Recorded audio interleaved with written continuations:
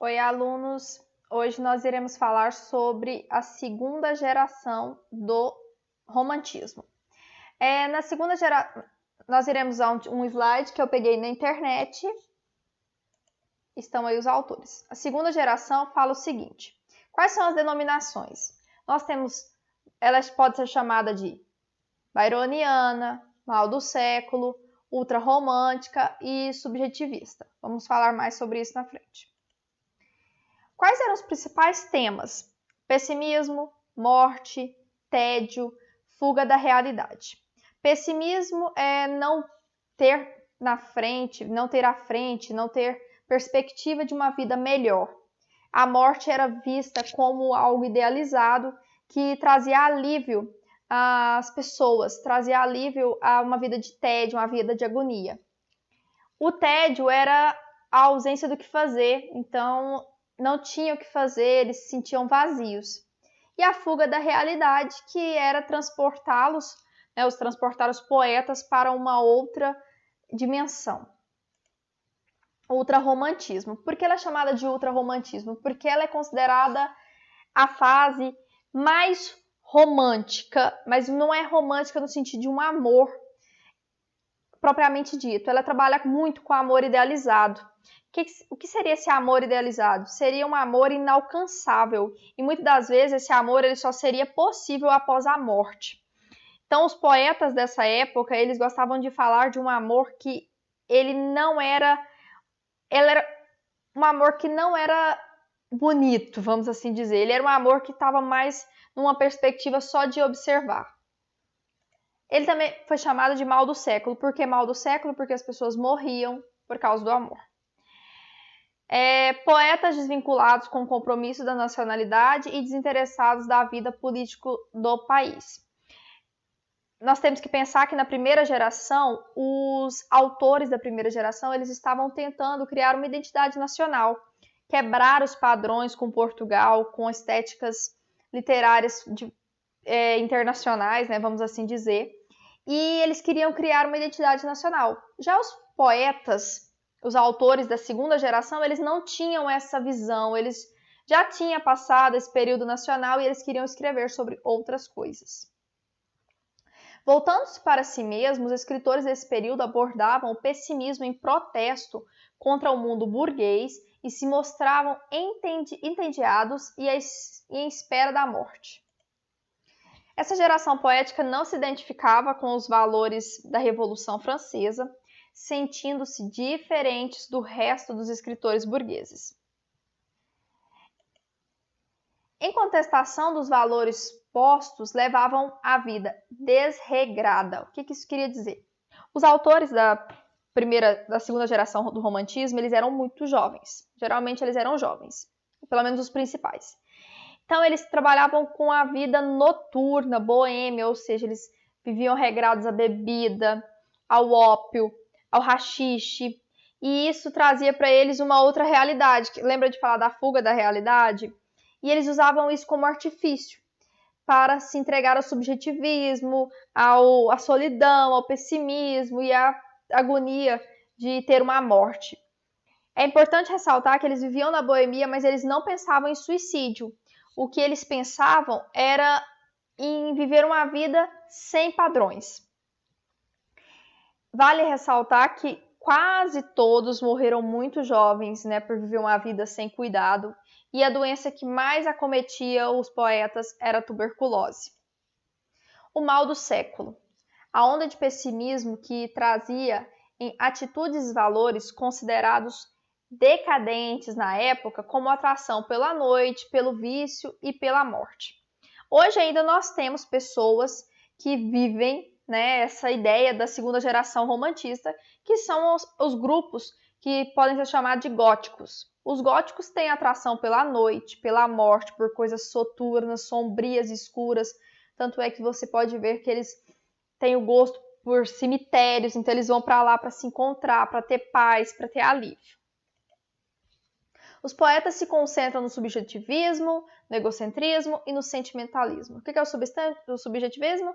Os sentimentos humanos, os sentimentos do eu, né? Aquela angústia, aquela morbidez, a saudade, o desejo. E o que seria o egocentrismo? O eu. Eu que sou importante, o meu sentimento, a minha visão.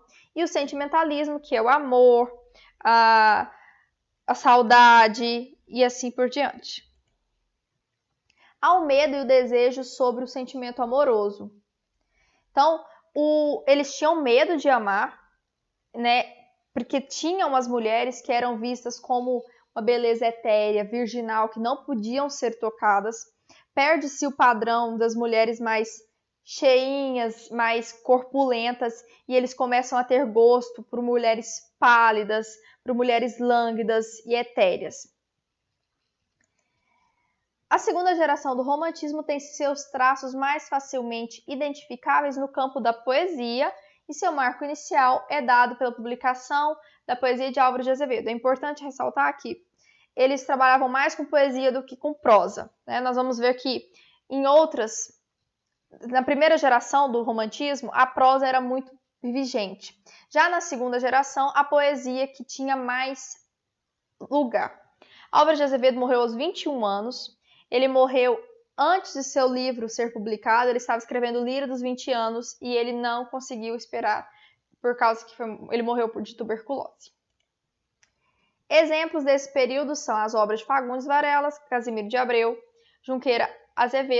Álvares de Azevedo, e Junqueira Freire.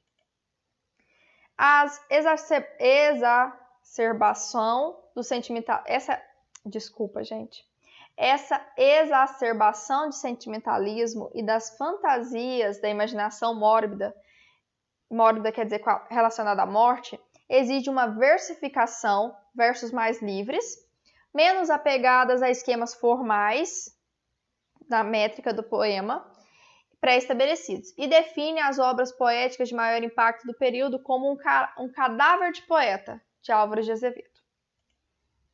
Inspirados pelo Lord Byron e pelo italiano Giacomo Leopardi, é importante ressaltar que Lord Byron foi o precursor do ultrarromantismo no mundo. Então, foi a partir dele que os outros poetas foram se inspirando. Ele que trouxe esse tom mais soturno e melancólico para a poesia. E também pelos franceses, Alphonse de Lamartine e Alfred de Musset. É importante ressaltar também que, junto com Lord Byron, eles também liam muito Mary Shelley. Mary Shelley, para quem não sabe, foi a escritora de uma obra de muito sucesso que chama Frankenstein. Ela, junto com Lord Byron, né, ele desafiou que ela escrevesse esse livro, e ela escreveu, trazendo um personagem que tem uma natureza grotesca e um tanto indesejada pela sociedade. Os poetas da segunda geração escrevem poemas que sugerem uma entrega total aos caprichos da sensibilidade e da fantasia, abordando temas que vão do vulgar ao sublime, do poético ao sarcasmo e prosaico, né?